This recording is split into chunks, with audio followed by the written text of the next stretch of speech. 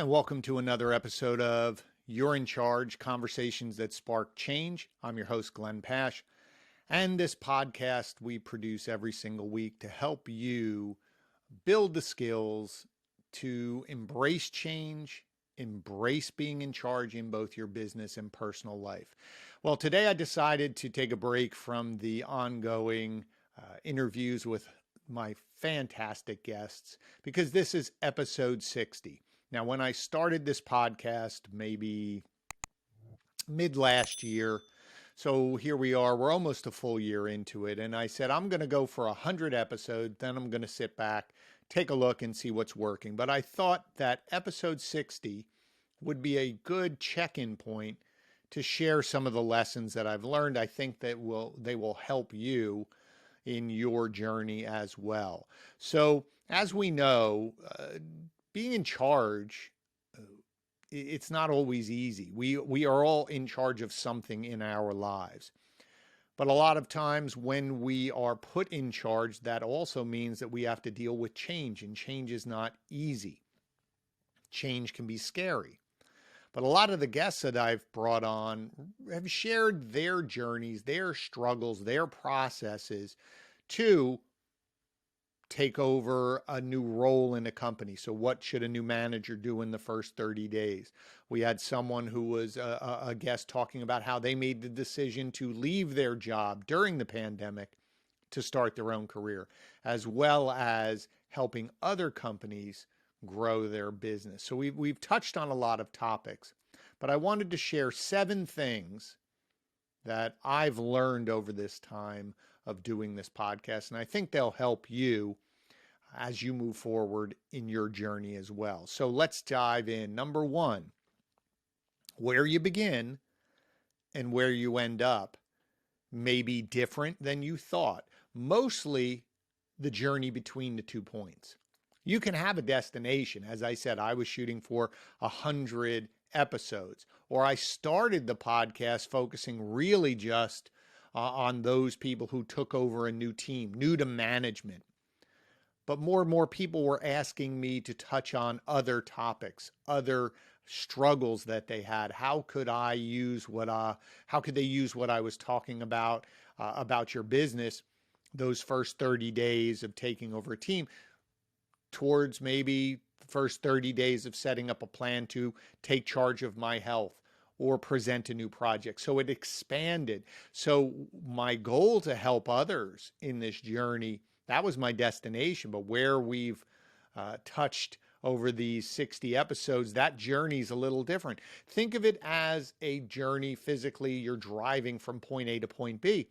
Well, the roads may be bumpy. Sometimes they're smooth, sometimes unexpected weather, sometimes unexpected detours. The goal is still to get to your end point. But how you thought the journey was going to be and what the journey actually is can be different. So you have to be flexible. You have to embrace that there will be some differences along your journey. So that's point number 1. Number 2 is don't overthink it. We often hold off making changes because everything's not planned out. We're also afraid to take charge of certain aspects of our lives because everything is not planned out. We're not ready. As I've said many times, actions cause results. We have to have a plan to get started. We can't plan everything out. See point number 1. We don't know what aspects of the journey may change or where we need to be flexible. But you have to keep it simple, focus on your initial plan, and get moving. Don't overthink it or else you'll never get started. Getting started is more important than perfection. Number 3, learn and do things yourself in the beginning. Why do I say that? Well, as I've played around with lights, I've played around with learning about microphones and recording platforms and all those frustrations. My wife had mentioned at one time saying, well, you have other people. Why are you trying to do it all yourself? And my point was, I need to understand a little bit of what's required so I know who to ask, or I know what questions to ask so I can get better. So there is that balance of getting started yourself, do your research, start your journey, but then don't be afraid to ask others for help because they've been on that path. Hence why I bring my guests on, so that they could save you time. They could say, here's my process, or just allow you to understand everyone has those fears. Everyone has those struggles to get going. It's more about getting started, building momentum, and keeping an eye on what you're doing, which leads to point number 4, which is review your statistics. Monitor, track. Without numbers, you're not going to know. Yes, you'll have your gut feeling. As my good friend Tim Cox, founder of a company called Car Now, says, my facts trump your feelings. So looking over the course of these 60 episodes, I see certain episodes with more views than others or more downloads than others. And I can look at it and say, well, that topic resonated with people. Could it have been the marketing of it? Could it have been the guest? Yes, all of that. But that topic resonated, that title resonated. So understanding what is working and is not working helps you refine your journey, refine your process, so you can generate the results that you want to get. Number 5 is keep it simple. As someone who interviews people now, it is interesting how I have to keep the process or the conversation going. Ask one question and then let them answer and then pivot. Trying to do too much gets very convoluted. Or even when I'm producing like this solo podcast, I'm sure there's 20 different things that we could have talked about. I had to narrow it down to 7 to keep it within a time frame to be focused. If there are more topics, conversations, let's create another episode. So even on your journey, keep it simple. Don't try to accomplish too many things. If you're, for instance, trying to lose weight, focus on exercising maybe a couple days a week before you say, well, I'm going to do it 6 days a week. Or changing your diet. Maybe it's just changing 1 or 2 things in your diet versus everything. Or taking on a new team, being patient with yourself to understand all of the different aspects of what's currently happening before you come in and start making changes all over the place. Number 6, shut up and listen. Now, I know that's a little harsh, but it's hard. It's hard when you're interviewing or leading a team, asking questions. When someone's answering the question, sometimes your brain's already jumping to a conclusion of what you think they're saying, and you want to interrupt, or you want to move it forward, or you want to get faster results.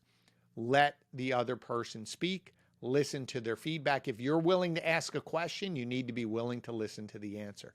And on the flip side, if you're asked a question, keep it simple, get to the point, present your answer, then let them, whoever asked you the question, respond back to you before you jump the gun. It's never easy or effective when you're interrupting each other all the time. And lastly, number 7 is don't stop. Get started. You may pause, you may edit your approach, you may change a tactic, but the key is, even if you feel small steps, eventually you build momentum. Push yourself. The problem is, as I've said, we either try to overthink it and plan everything out and no action gets taken. We try to do too much too soon and we get frustrated because there's no results. Or if it's physical, you're exercising, you could hurt yourself, or you're too sore. Start slow, build momentum. You will get there. Remember, this is a journey, longer journey. You didn't gain 20 pounds in a week. You're not going to lose 20 pounds in a week. You're not going to take over the team and instantaneously have results. You could spike results, but that's different than long-term maintaining consistency of results, consistency of effort in building teams. Dynasties, so to speak, are not built overnight. They are built over long term, and you get to a level where then everyone understands what's expected of them when they participate. So those are my 7. Now I will give you one extra little bonus, and that is keep setting your goals higher than you thought.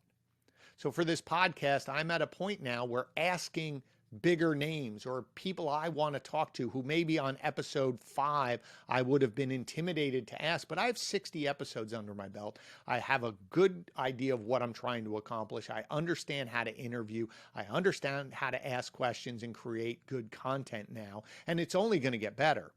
But it allows me now to have confidence. So same if you're working out.